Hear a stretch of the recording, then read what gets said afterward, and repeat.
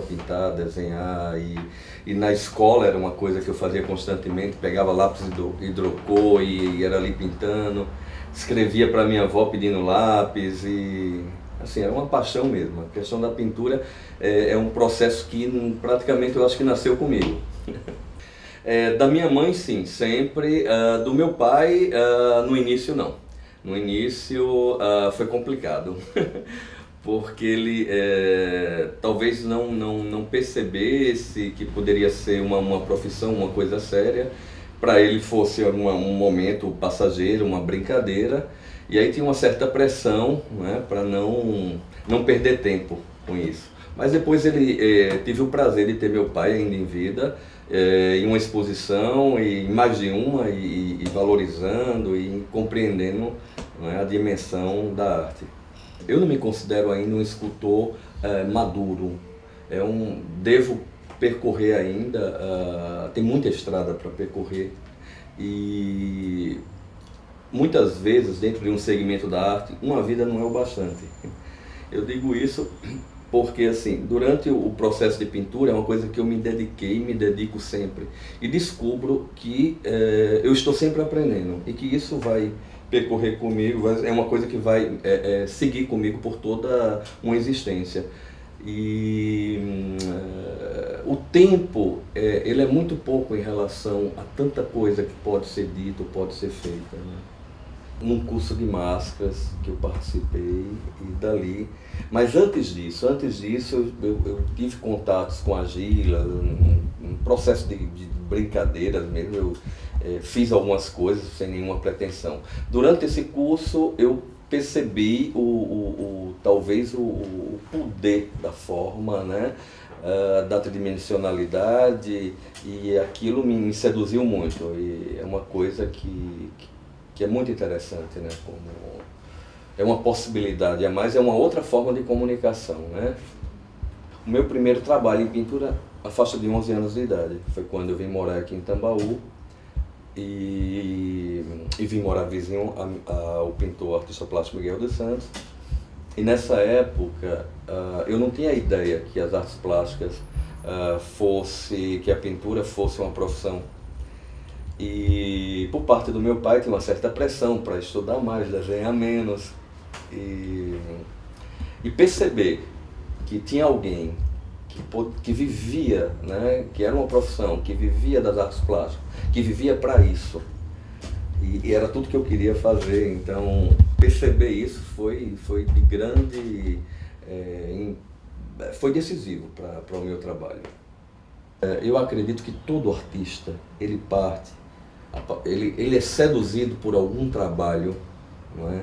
Algo que emocione, e a partir dali é o seu primeiro contato. E ele vai tendo várias emoções e vários contatos. E daí aquilo vai fazendo parte dele, um certo ponto. Ele vai digerir aquilo e vai nascer o que é dele.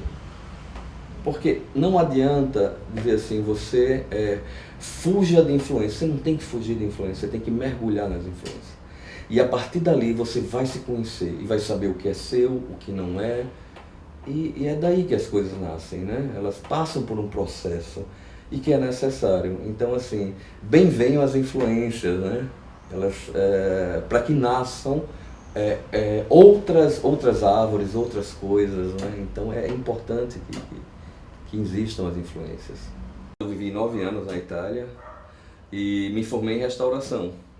E a escolha de restauração é engraçado, mas eu não fiz restauração pensando em ser um restaurador. Eu fiz restauração com o intuito de poder estudar técnicas, né? De poder ter acesso a tratados antigos, de poder estudar técnicas do passado. E isso me foi útil, me foi dado. Eu participei de um concurso, Arte Sotto Portici, e nesse concurso eu tirei em primeiro lugar. E foram mais de 60 artistas italianos, então isso para mim já foi de grande peso, né? Fora que eu participei de individuais, expus em um palácio histórico lá também, a Bolonha, e que essa exposição foi muito bonita, foi num lugar privilegiado em termos de arquitetura. A Itália tem algo fascinante em relação à arte, porque ali é o berço, né? Assim, em relação às artes plásticas. Nós temos ah, toda uma cultura. Você vê 1000 anos passar assim, você chega diante de um palácio, de repente ele tem 1200 anos. Então, e um processo de trabalho, de buscas, de técnicas, né, durante a história, que se tem muito material ali para aprender, para adquirir. E eu acho que eu fui ao lugar certo, né? Eu acho que o universo conspirou para isso. E era um desejo muito grande. E realmente eu acredito que quando você deseja muito algo, isso te acontece, né? Então era um desejo muito real. Me movo em uma linha entre o sonho e a realidade. E são polaridades. E nessa linha eu posso ir a vários graus desse espaço. Então, eu quando comecei o meu trabalho era muito ligado ao sonho, a fantasia era um mundo completamente onírico. E a um certo ponto na minha vida eu senti uma grande necessidade de falar também sobre a realidade. E essa minha esse primeiro contato, essa inquietação, essa vontade de falar sobre isso foi quando eu tive na época no Lixão do Roger. E dali eu fiz uma série de trabalhos aqui no Brasil sobre o lixão. Que daí depois, esses trabalhos eu comecei a fazer algo ligados às pessoas mais carentes, a uma faixa de pessoas que tinham que lutar muito para sobreviver. E o foco era esse. O dia a dia de pessoas simples, né, de pessoas com uma vida difícil. Então a busca era essa. E quando eu fui para a Itália, eu me aprofundei na busca desse realismo. Só que daí ele passa a ter uma outra conotação. E aí eu começo a buscar, na realidade, quando eu fiz a primeira exposição com uma impronta realista na Itália, eu pintei muito a cidade que não me pertencia. E que eu tentava dar um calor àquela cidade, aquele calor que me faltava. E o realismo ali, ele passa não só pelo que eu vejo, mas também pelo que eu sentia, né?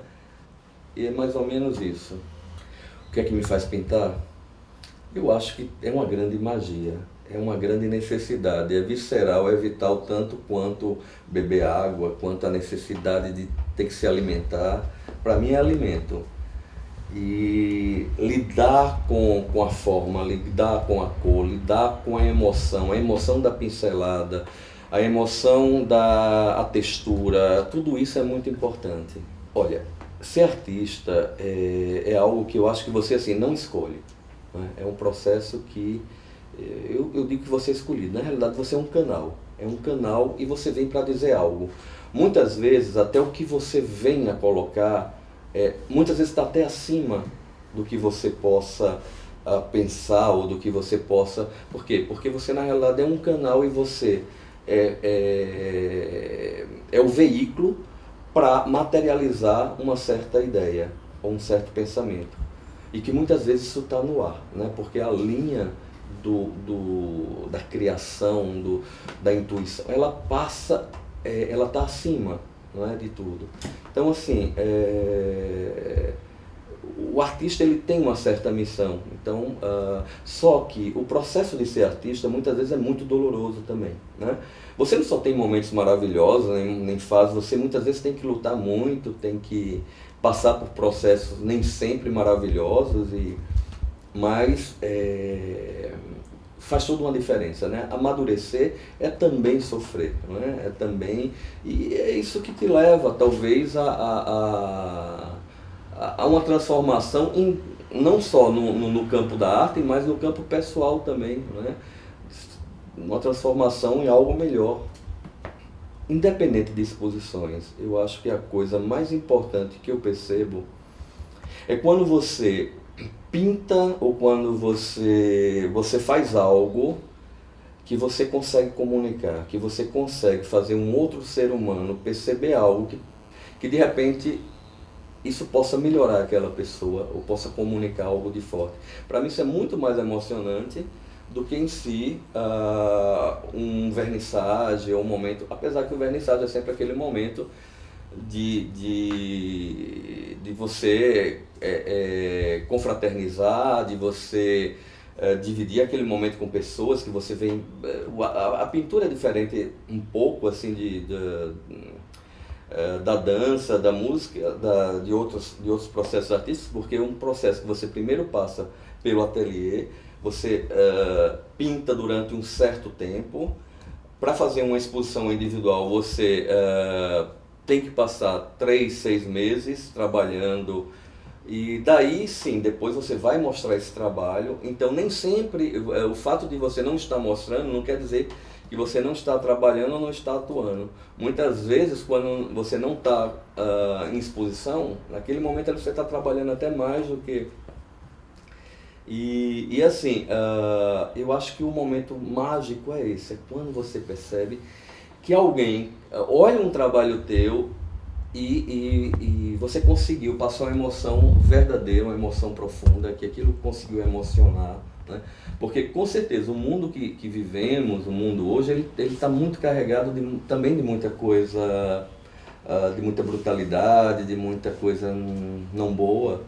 E a arte, eu acho que ela tem esse poder de transformar as pessoas, de te dar algo melhor, de te dar uma linguagem que vai além, não é, de coisas, como eu posso dizer, basilares. E eu acho que é a ferramenta para realmente mudar o ser humano, né, de transformação. E é isso. O trabalho de Miguel é um trabalho fabuloso, é um trabalho grandioso, uma força enorme. Eu sempre admirei muito. A escultura de Miguel é algo para, assim, sempre me emociona muito. A força do trabalho dele. Há uma fonte grande africana, né, de um mistério muito profundo. E essa força, ela sempre me emociona e me comove. Então, assim, para mim ele foi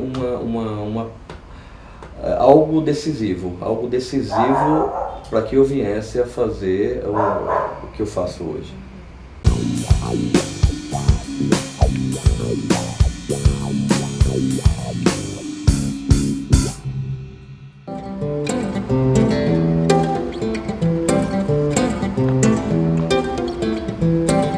Eu nasci em 1944, em Caruaru. Filho de um marceneiro, um cigano em transição, que era um marceneiro, escultor popular, luthier e de uma rendeira, uma mulher que fazia renda, filha de um mestre de obras negro de cor.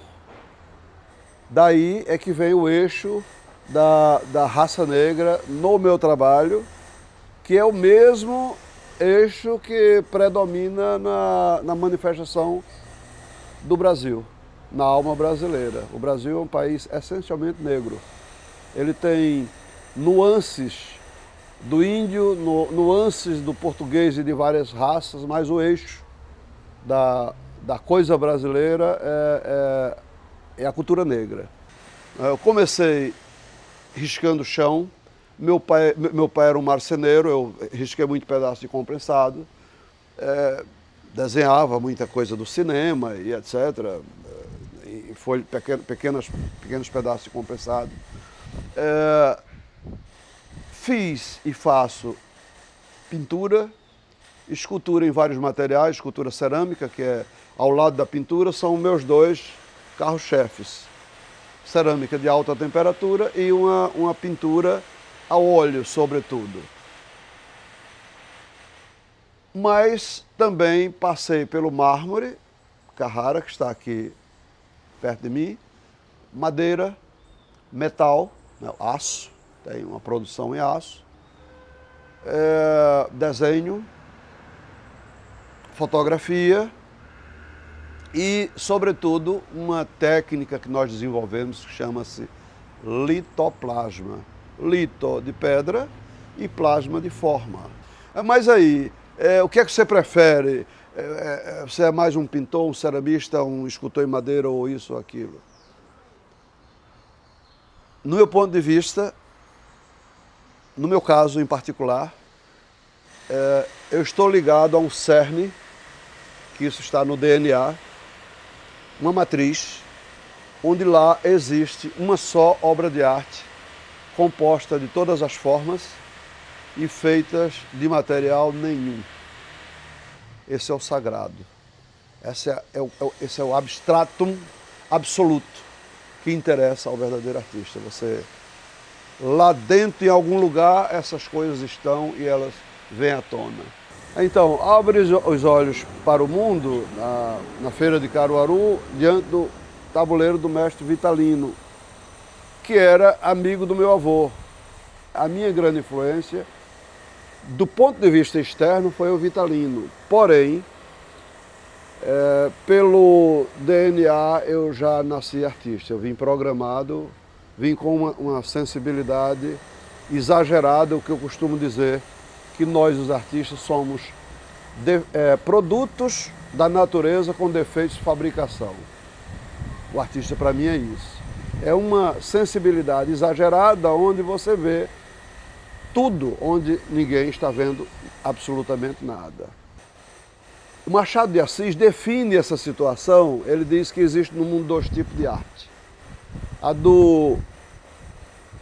daqueles a quem a arte escolheu, esse é o predestinado. E aqueles que escolheram a arte são as pessoas que escolheram a arte. Elas podem fazer uma pintura, uma escultura, mas não tem a alma do artista. A chamada, entre aspas, arte contemporânea, ela está nas mãos de alguns novos marchands que pega artistas no seu início e faça o que vocês quiserem da maneira mais doida possível.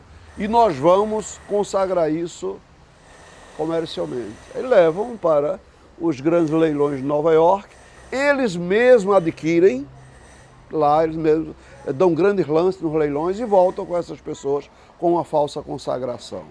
Valor de mercado. A arte não é isso, não é valor de mercado. Aí se diz, mas poxa, semana de 22, Tarsila, o Abapuru, aquilo é um grande lixo. A verdade é essa. Nós temos que ter a coragem de dizer, hoje o próprio paulista entende que aquilo não significou nada. Eu tenho muito respeito pela obra Macunaíma, mas a escultura Semana de 22, a pintura Semana de 22 é um grande lixo. É uma teoria que os regionalistas do Nordeste executaram 10 anos após. Zé Lins do Rego, Jorge Amado, Graciliano Ramos, posteriormente João Cabral de Melo Neto e Ariano Suassuna. Né? E antes de tudo isso, a grandeza de Vitalino, que foi o primeiro a fazer uma crônica, não literária, mas uma crônica do modo de ver e de ser do nordestino, com o material mais simples e mais direto, o material com o qual dizem que Deus fez o homem. Barro fez uma crônica, um advogado, um ladrão de bodes, etc, etc. E isso, por incrível que pareça, é que influenciou a todos os escritores regionalistas. Foi a obra do Vitalino. É possível ter uma cara do Nordeste, é possível ter uma cara do Brasil. Essa é a diferença entre Paulo Coelho e Machado de Assis. Um é sucesso e outro é êxito. Paulo Coelho está no mundo dos fatos, Machado de Assis está no mundo dos valores. É uma imagem blindada que não tem quem destrua. Não tem quem destrua. Então, para mim, a grandeza é essa. Aleijadinho, ainda hoje o Brasil não sabe o que é aquilo. Entretanto, na minha opinião, o maior e mais completo artista brasileiro de todos os tempos.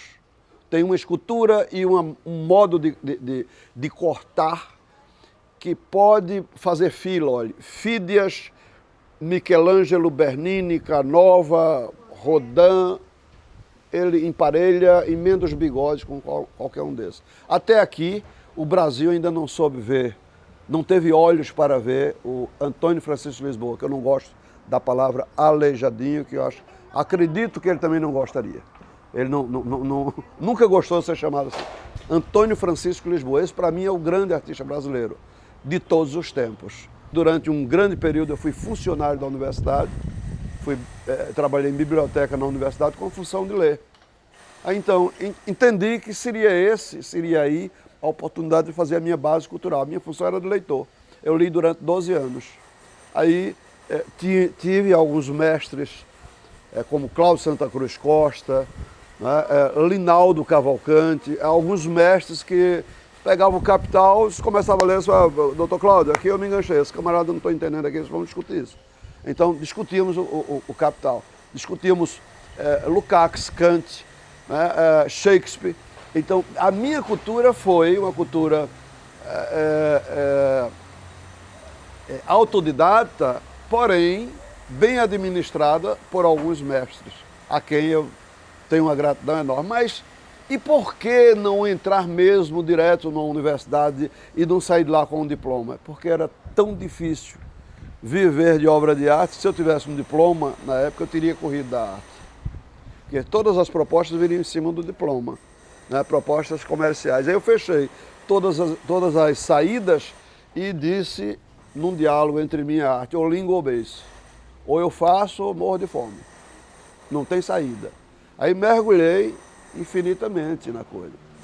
Fomos para a África, né? E de lá eu fui conhecer a Europa com 20 e poucos anos. Então foi uma pasteurização, assim, você regredir alguns séculos, depois você ir para a Europa, aí o contato com todos os museus, etc. O primeiro contato, né, com a cultura universal e, sobretudo, com a escultura inacabada do Michelangelo. Toda a obra inacabada do Michelangelo foi o que me fez voltar à Europa algumas vezes e estudar só isso, a escultura inacabada do Michelangelo, porque lá está, na pedra, no inacabado, está a maior lição de escultura, que você tem o registro de todos os ferros.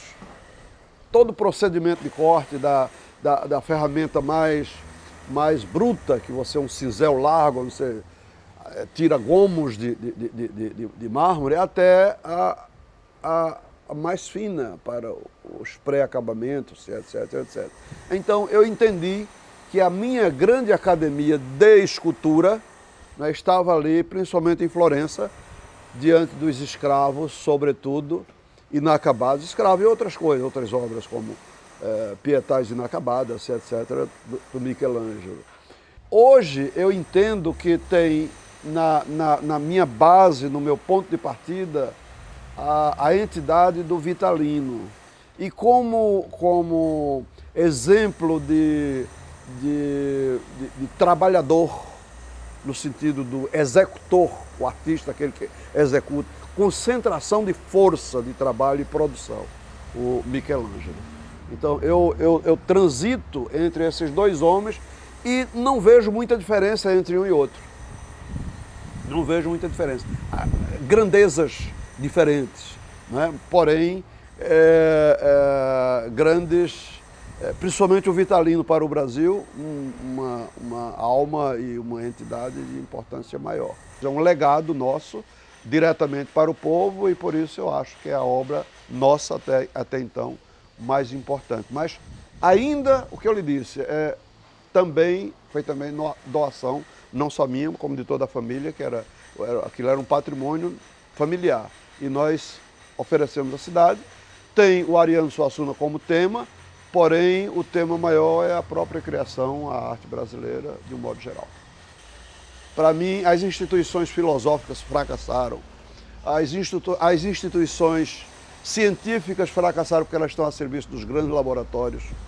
A corrupção tomou conta da política no mundo inteiro, entende? Então, houve uma queda ética do homem ocidental violenta do século XX, do início do século XX para cá, que na realidade ela já vem desde o Renascimento.